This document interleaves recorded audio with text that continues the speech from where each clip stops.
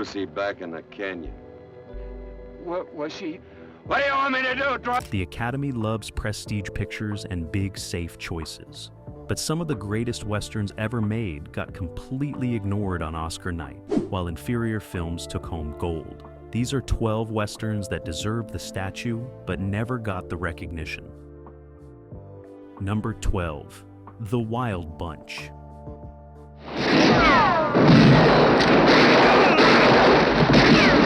Sam Peckinpah's 1969 masterpiece about aging outlaws making one last score was nominated for exactly 2 Oscars, both technical categories, and won neither. Meanwhile, Butch Cassidy and the Sundance Kid, a charming but lightweight western, took home 4 Oscars, including a Best Picture nomination and multiple wins. The Wild Bunch was too violent, too nihilistic, too honest about what the Old West actually was for the Academy to embrace it. What makes this snub particularly galling is that The Wild Bunch revolutionized how action was filmed. Peckinpah used multiple cameras running at different speeds, then edited the footage together to create this balletic slow-motion violence that was simultaneously beautiful and horrifying. Every action film since owes a debt to what he accomplished. The opening shootout, where innocent civilians get caught in the crossfire, and the final battle, where the bunch makes their suicidal last stand against an entire Mexican army. Those sequences change cinema permanently. The film follows Pike Bishop and his gang as they try to pull off one more robbery before retiring. But the West is changing around them. Cars are replacing horses. The Mexican Revolution is replacing the frontier. And Pike's own body is failing him, barely able to mount his horse without wincing. William Holden plays Pike with this weary dignity. A man who knows his way of life is ending and chooses to go out on his own terms rather than fade away. What the Academy couldn't handle was the film's moral complexity. These aren't heroes, they're cullers and thieves who abandon a wounded comrade to save themselves. They work for a Mexican general who's a sadistic tyrant. When they finally choose honor over survival in the climax, it's not redemption exactly. It's just old men deciding how they want to die. That ambiguity, that refusal to make the violence heroic or the characters noble. That's what made The Wild Bunch a masterpiece, and what made the Academy uncomfortable. The film also shows the Mexican Revolution with complexity rarely seen in American westerns. The peasants aren't just background. They're people with their own agency and politics. Angel, the Mexican member of the bunch, has divided loyalties between his American friends and his people's struggle.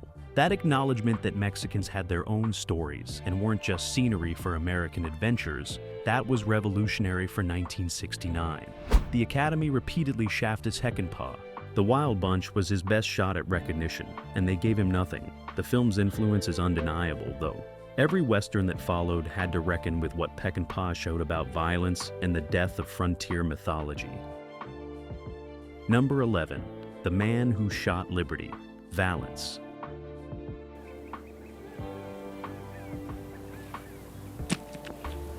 John Ford's 1962 meditation on myth versus reality got 0 Oscar nominations. Nothing. Not the picture, not the director, not the legendary performances of James Stewart and John Wayne, not even the cinematography. Meanwhile, How the West Was Won, a bloated 3-hour spectacle that was essentially 5 movies stitched together, got 8 nominations and won 3 Oscars. The Academy chose scale over substance, missing one of Ford's finest achievements. The film tells the story of Senator Ransom Stoddard, played by Stewart, returning to the small western town where his career began for Tom Doniphan's funeral, played by Wayne. Through flashbacks, we learn the truth about the legendary gunfight that made Stoddard famous. He supposedly culled the outlaw Liberty Valance in a fair fight, becoming a hero and launching his political career. The real story is different and far more tragic. What makes Liberty Valance so powerful is how it deconstructs the Western hero. Stuart Stoddard is an Eastern lawyer who believes in laws and education over violence. He's physically weak and entirely out of his element in the violent frontier town. Wayne's Doniphan is the classic Western hero, tough and capable with a gun. But the film shows how civilization requires the Stoddards while destroying the Doniphans. Progress means the extinction of men like Tom. The famous line, "When the legend becomes fact, print the legend," summarizes the film's thesis. The West of popular imagination, the heroic gunfighters and clear moral lines, That's mythology built on lies and forgotten sacrifices.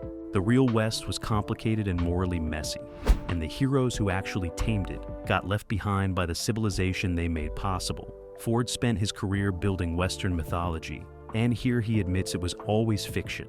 The Academy's snub was particularly painful because Ford had won Best Director 4 times previously. But by 1962, Westerns were seen as old-fashioned. The genre was dying, and Ford with it. The fact that he was making his most mature and complex statement about the West didn't matter. The Academy had moved on to new genres and younger directors. The film's ending, with Stoddard and his wife leaving the town they helped civilize, is devastating. He's achieved everything he wanted, political success and respect, but it's all built on a lie and the unrewarded sacrifice of the man in the coffin. The victory of law over violence, of civilization over wilderness, came at a cost nobody wants to acknowledge. That uncomfortable truth is why Liberty Valance endures while How the West Was Won is mostly forgotten. Number 10.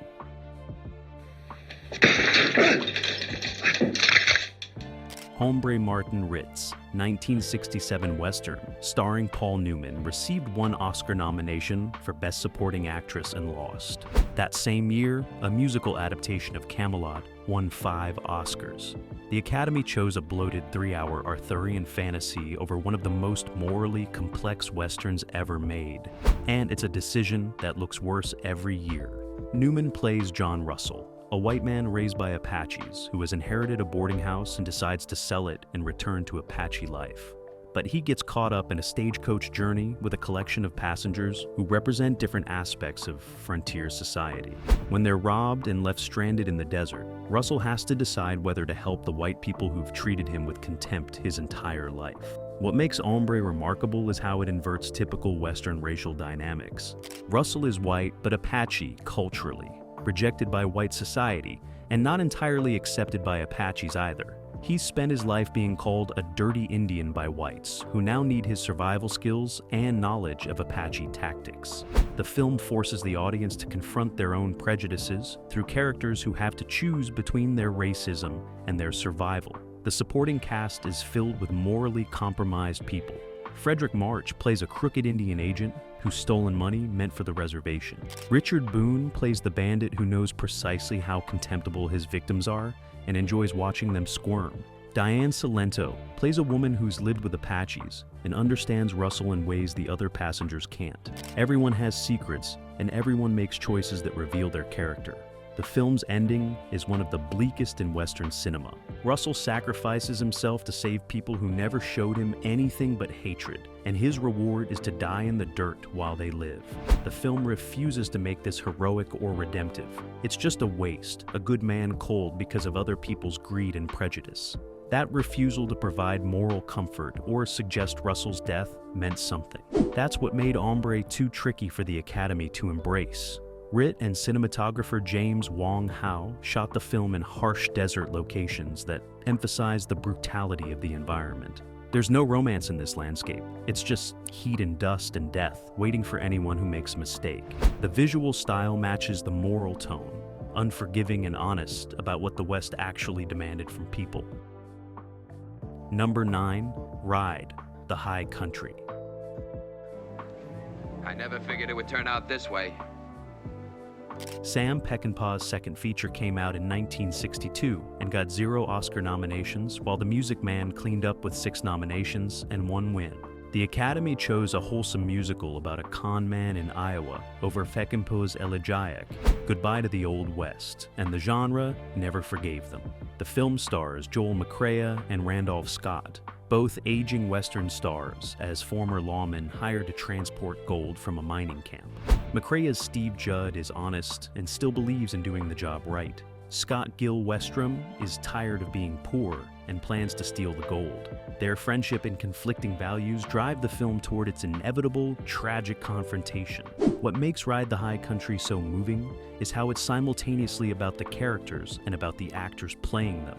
McCrea and Scott were genuine Western stars from the genre's golden age, and this was Scott's final film. Peckinpah uses their history and their aging faces to tell a story about obsolescence and last chances. When Judd talks about entering his house justified, he's talking about dying with honor. And it resonates because we know this is Scott's farewell to the genre. The film's view of the West is far more nuanced than that of typical early 60s westerns. The mining camp they visit is a cesspool of prostitution and violence. The religious farmer they encounter is a tyrant who's driven his daughter to desperation. The bride's brothers are racist thugs. Peckinpah shows civilization and wilderness as equally capable of producing evil, rejecting the straightforward progress narrative that most Westerners have sold. The ending, where Judd and Westrom reconcile and fight together against the bride's murderous brothers, gives the film the heroic showdown audiences expected. Still, Peckinpah undercuts it by having Judd mortally wounded. His final words, "I'll go home now," are about death, not retirement. The victory is real, but the cost is everything. That bittersweet tone, acknowledging heroism while showing its futility, became Peckinpah's signature. The Academy's disinterest in Ride the High Country reflected their dismissal of Westerns as serious art. This was just another cowboy movie to them, not worthy of consideration alongside prestige pictures. That blindness cost them the chance to recognize one of the genre's finest achievements and one of the most moving films about aging and obsolescence ever made. Number 8, McCabe and Mrs. Miller.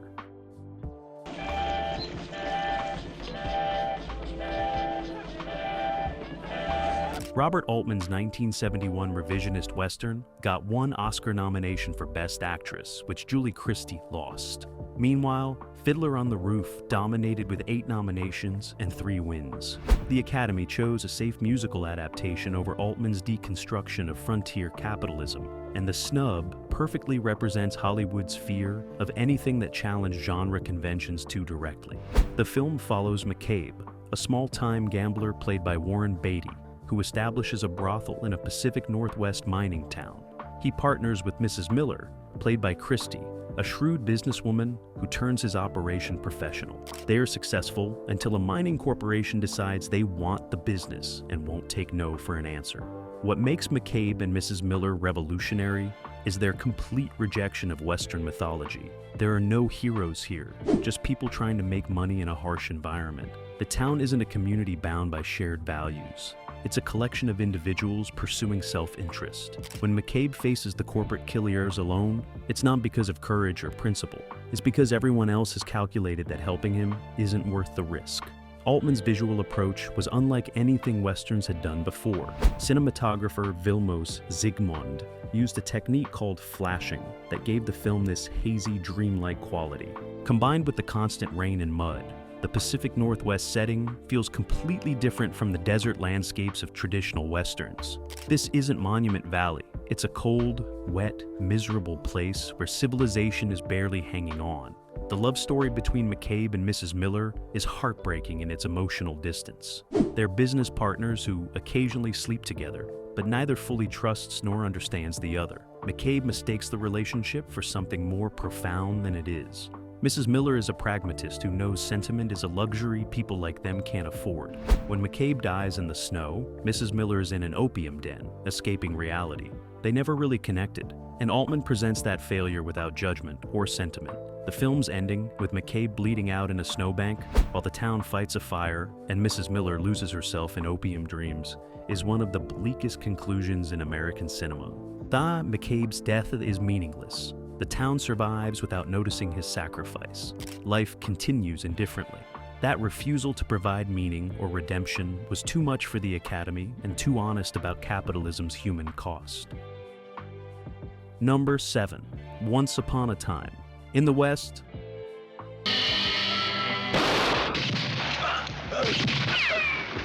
Sergio Leone's 1968 masterpiece received 0 Oscar nominations in America. 0. Meanwhile, Oliver won Best Picture and 5 other Oscars. The Academy chose a Dickens musical over Leone's operatic meditation on the death of the frontier, and it remains one of the most embarrassing snubs in Oscar history. The film opens with one of the most fantastic sequences in cinema. 3 gunmen wait at a train station for someone to arrive. Leone stretches this setup for 15 minutes with almost no dialogue, just the sound of wind, a creaking windmill, and Ennio Morricone's score-building tension. When Charles Bronson finally steps off the train and the violence erupts, it's both release and beginning. That confidence in pure cinema, trusting image and sound over dialogue, was what Leone brought to Westerns and what the Academy couldn't appreciate. The plot involves a widow whose family was murdered, a mysterious harmonica player seeking revenge, a railroad baron who will kill anyone blocking progress, and an outlaw caught between old ways and new. But the story is almost beside the point. Leone uses the Western framework to create something closer to opera or ballet, where emotion and visual poetry matter more than narrative logic. Henry Fonda's casting as the villain was genius. Fonda built his career playing honest, decent men, the embodiment of American virtue. Watching him murder a child in the opening act destroyed audience expectations and made the evil feel more shocking. Leone understood that Westerns had created icons, and he deliberately weaponized those icons against audience comfort. The film's real subject is progress destroying the frontier. The railroad is coming, bringing civilization and ending the world where men like Frank and harmonica could exist. The widow's decision to ensure the town gets built means choosing the future over the past. That melancholy recognition that the world the film depicts is already gone gives everything elegiac weight. Leone is mourning a movie genre as much as a historical period. Number 6. Rio Bravo.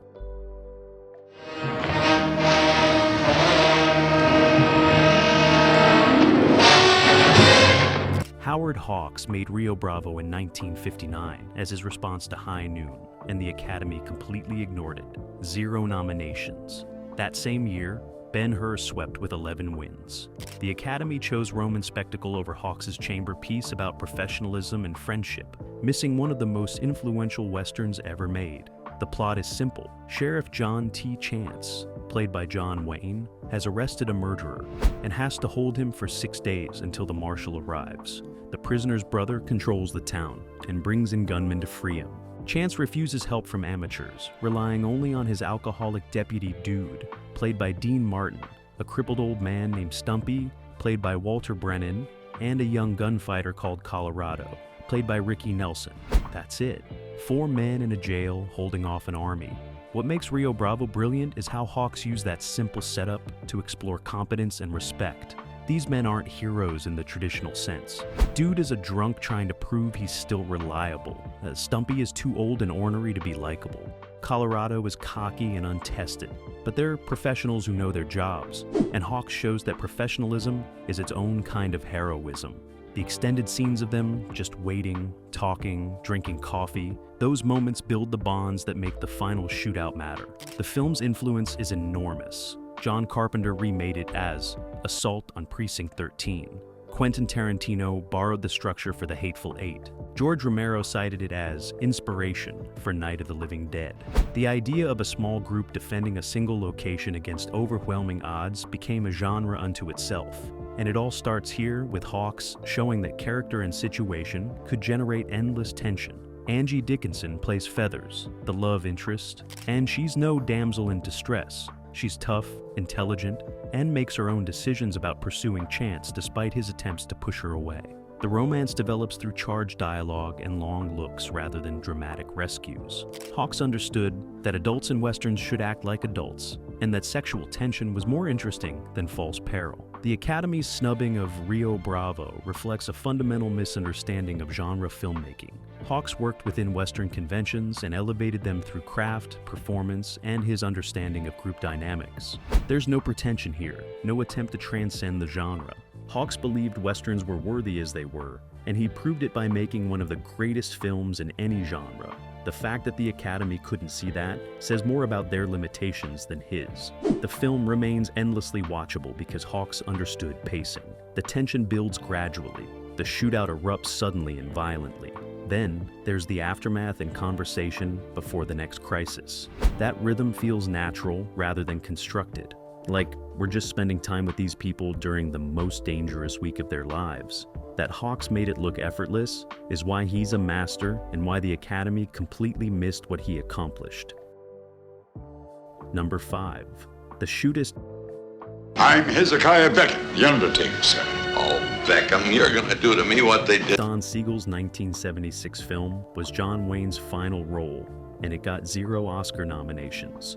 Rocky won Best Picture that year, with 10 nominations and 3 wins. The Academy chose an underdog boxing story over Wayne's farewell to the genre he defined, a decision that looks more wrong with each passing year.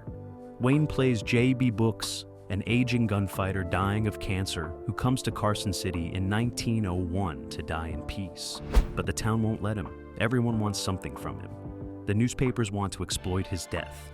Young toughs want to prove themselves against a legend. The local authorities want him gone before he causes trouble. Brooks realizes the only way to control his death is to orchestrate it himself. The parallels between Brooks and Wayne are impossible to ignore. Wayne was dying of cancer while making the film, though he didn't know it would be his last. The script's meditation on aging, obsolescence, and dying with dignity becomes Wayne's own farewell. When Brooks talks about outliving his time and not wanting to waste away in bed, it's Wayne speaking directly to the audience about his own mortality. The supporting cast is filled with legends saying goodbye to the genre alongside Wayne. Lauren Bacall plays the widow who rents Brooks a room. James Stewart has a cameo as the doctor who delivers the cancer diagnosis. Ron Howard plays the widower's son, who idolizes Brooks and wants to learn from him. All of them bring weight from their own histories with westerns, making the film feel like the genre eulogizing itself. What makes The Shootist extraordinary is how it refuses to romanticize violence. Brooks was a cooler, and the film doesn't pretend otherwise. He murdered men for money and reputation. The difference is, he was honest about it, following a code even if that code was self-serving. The film shows violence as ugly and final, not heroic. When Brooks sets up his final shootout, it's not glory he's seeking. It's just choosing how to die rather than letting cancer decide. The climax in the saloon, where Brooks faces 3 men simultaneously in his last gunfight, is brutal and unglamorous. Brooks kill them, but take mortal wounds doing it. There's no triumphant music or slow-motion heroics.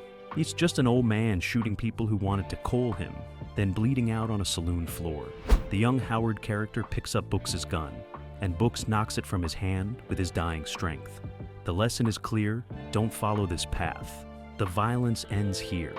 Siegel shot the film in warm tones that give everything a nostalgic glow, but the content constantly undercuts that nostalgia. This isn't the Old West of legend. It's 1901. Cars are coming. The gunfighter is already obsolete. Brooks' death is the final punctuation on an era that's been over for years. The Academy missed the significance of Wayne literally dying on screen to close out the genre he embodied, choosing instead to celebrate a feel-good boxing story that's mostly forgotten today. Number 4, Pat Garrett and Billy the Kid.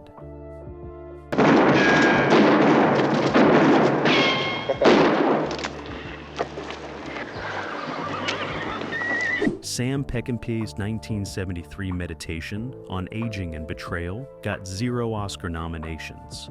The Sting won Best Picture with 10 nominations and 7 wins. The Academy chose a charming con artist story over Peckinpah's elegy for friendship and the death of the frontier, continuing their pattern of rejecting his best work. The film follows Pat Garrett, played by James Coburn, who's been hired to hunt down his former friend Billy the Kid, played by Chris Christopherson. Garrett has chosen to side with the cattle barons in the coming civilization. Billy refuses to evolve, clinging to outlaw freedom, even though that world is ending. Their friendship makes the inevitable confrontation tragic rather than triumphant. What makes the film profound is how it shows both men as already dead.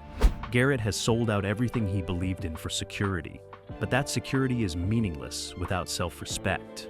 He's become the establishment's tool, hunting men who used to be his brothers. Billy is free but trapped, unable to leave the territory or change his ways. When Garrett finally kills him, it's not a victory. It's suicide by proxy, Garrett destroying the part of himself that was still free.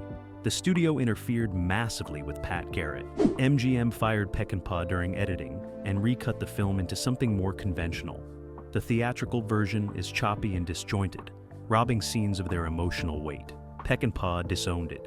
Years later, a restored director's cut emerged that showed what he'd intended, and suddenly the film's reputation transformed. Critics who dismissed it recognized the masterpiece that had been buried by studio meddling. Bob Dylan's score is one of the greatest ever written for a Western. His song, "Knockin' on Heaven's Door," plays over Sheriff Baker's death, and it's devastatingly beautiful. Dylan also appears in the film as Alias, a character who seems to exist outside time, observing events with detached melancholy.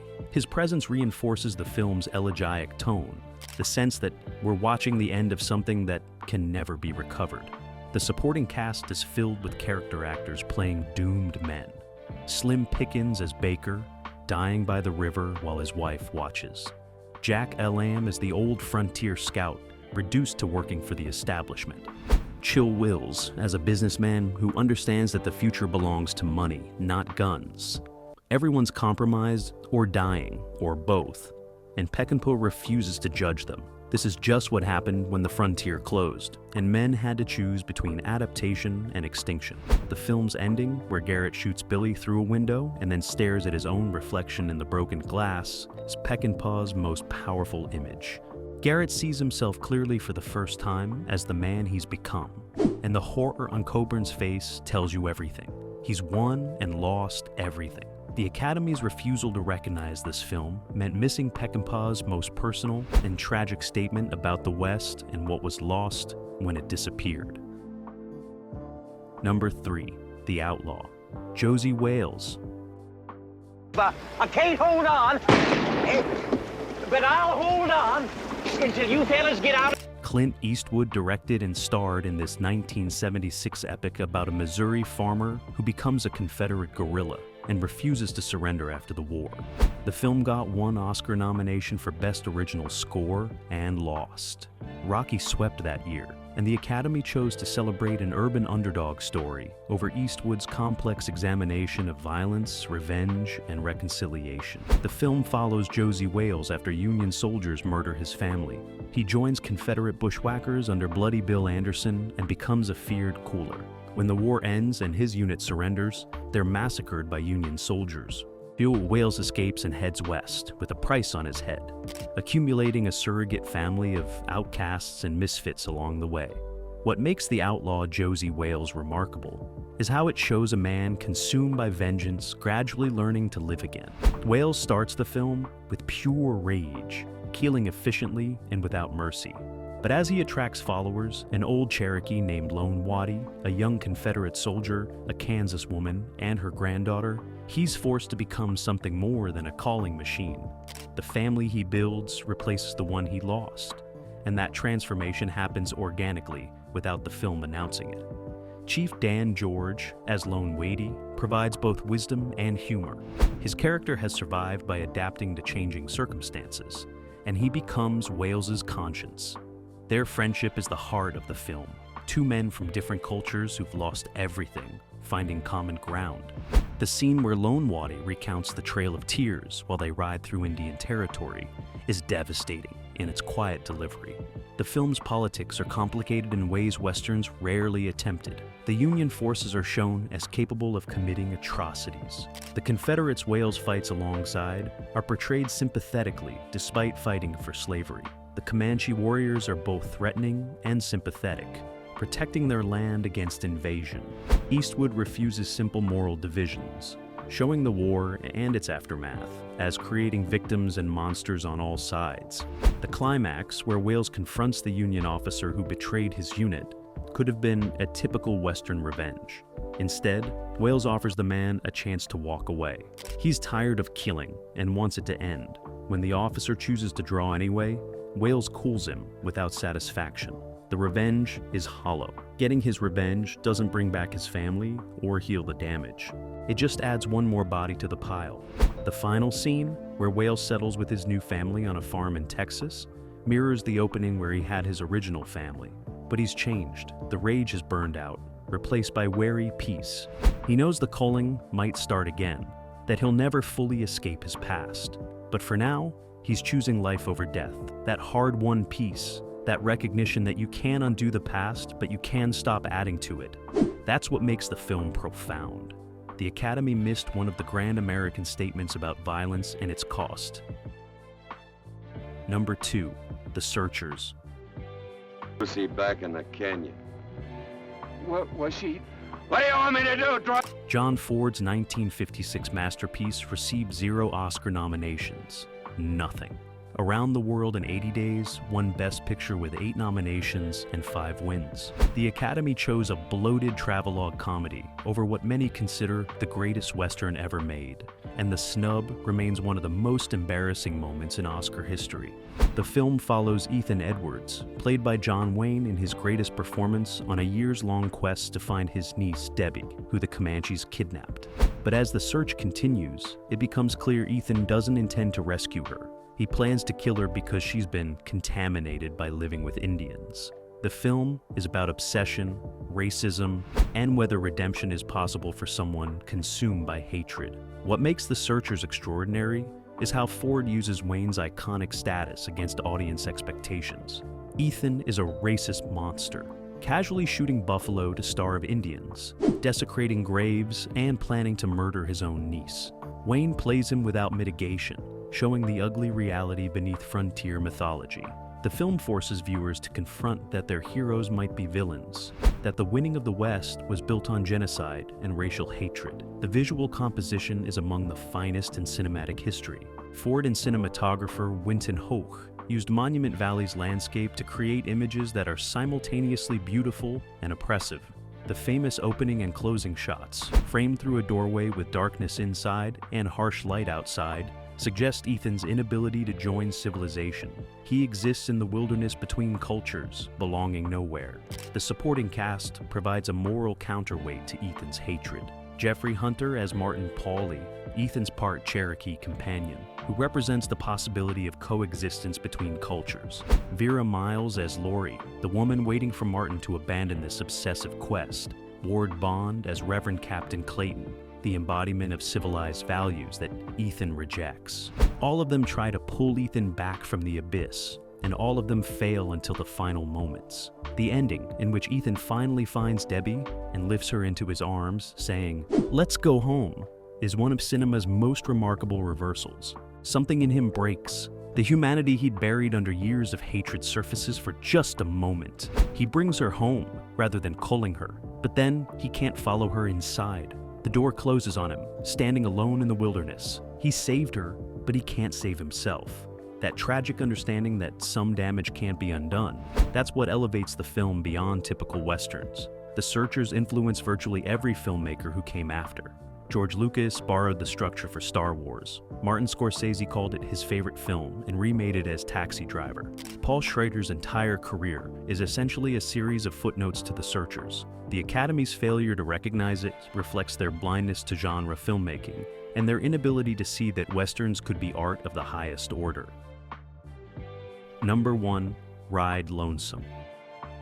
Bud Boetticher's 1959 masterpiece starring Randolph Scott received 0 Oscar nominations. Ben-Hur dominated that year with 11 wins.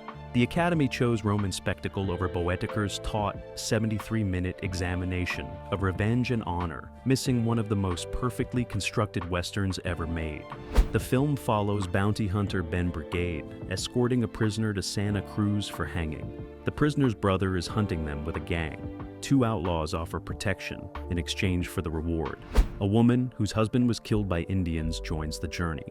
In 73 minutes, Boetticher creates a perfect moral universe where every character's motivations are clear and every action has weight. What makes Ride Lonesome extraordinary is its economy.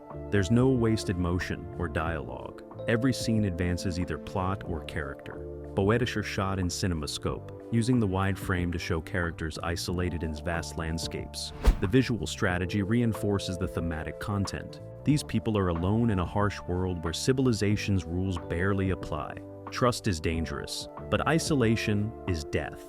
Randolph Scott plays Brigade with his usual stoic dignity, but Boetticher gives him layers unusual for 50s Westerns. Brigade's motivation is revealed slowly. His wife was murdered years ago, and he spent his life hunting the man responsible. The prisoner he's escorting is bait to draw that man out. Brigade has sacrificed everything for revenge, and the film questions whether that vengeance will bring peace or just more emptiness. The dialogue by Burt Kennedy is spare and loaded with subtext. Characters rarely say exactly what they mean. Threats are delivered casually. Truces are negotiated through implication. The two outlaws, played by Pernell Roberts and James Coburn, want amnesty more than money. Their negotiations with the brigade about whether they'll help him or betray him drive the film's tension. Everyone's working an angle. Trust is provisional and constantly renegotiated. The climax, where Brigade finally faces his wife's Keller and gets his revenge, plays out almost anticlimactically. The man dies quickly. There's no dramatic showdown or final words. Just an old wrong settled, and Brigade left alone with his emptiness. The film's final image shows him riding away alone, having achieved nothing but survival. The revenge he spent years pursuing doesn't heal or satisfy. It just ends one chapter of pain without beginning another. Boetticher made 7 westerns with Scott in the late 50s, and they're collectively called the Renown Cycle after the production company. They're all variations on the same themes: honor, revenge, masculine codes, the violence required to maintain civilization. Ride Lonesome is the best of them, the most perfectly realized. The Academy's complete disinterest in these films represents their dismissal of B westerns as unworthy of serious consideration. That blindness meant missing some of the most sophisticated explorations of Western mythology ever made, proving the Academy has always valued prestige over craft. So, there you have it. 12 westerns that deserved Oscars but got ignored, while safer, more conventional films took home the gold. The Academy has always had a blind spot for genre filmmaking, missing masterpieces because they wore spurs instead of tuxedos. Their loss is our gain. These films don't need statues to prove they're great.